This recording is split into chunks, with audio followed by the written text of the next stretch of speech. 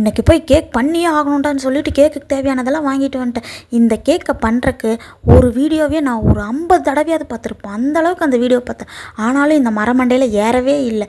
எவ்வளோ அளவு அவங்க கரெக்டாக அளவெல்லாம் சொன்னாங்க. ஆனால் அந்த அளவுக்கெல்லாம் என்கிட்ட குண்டானும் இல்லை, பாத்திரமும் இல்லை. அந்த அளவுக்கு எடுத்து வைக்கிற அளவுக்கு ஒன்றும் இல்லை.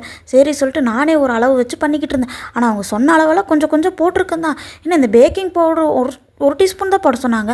ஆனால் நான் கொட்டும் போது அது நிறைய விழுந்துருச்சு. அது எப்படி 2 டீஸ்பூனாக இருக்கும்? சரி பரவாயில்லன்னு சொல்லி கொட்டுன்னு கொட்டி எப்படியோ இது பண்ணிட்டேன். ஆனால் சாமி சின்ன வேலை நினச்சேன். இது இவ்வளோ பெரிய வேலையை முடியணும். கிண்டி ஒரு கையை ஃப்ராக்சர் ஆகிருச்சு போல் அப்படி இருக்கும். அது பண்ணுறக்கு அந்த சட்டியும் கூட என்கிட்ட இல்லை. ஒரு வழியாக எப்படியோ இருக்கிற சட்டியை வச்சு, சட்டி இல்லை, அந்த பட்டர் ஷீட் எதுவுமே இல்லை, கேக்கெல்லாம் முடிச்சு பார்க்குற ஒரு சத்தம். எனக்கு நெஞ்சே அடைச்சிருச்சு. என்னடா இப்படி வந்துருச்சேன்னு. ஒரு வழியாக அப்படி இப்படி இது பண்ணி நல்லா கேக் வந்துருச்சு.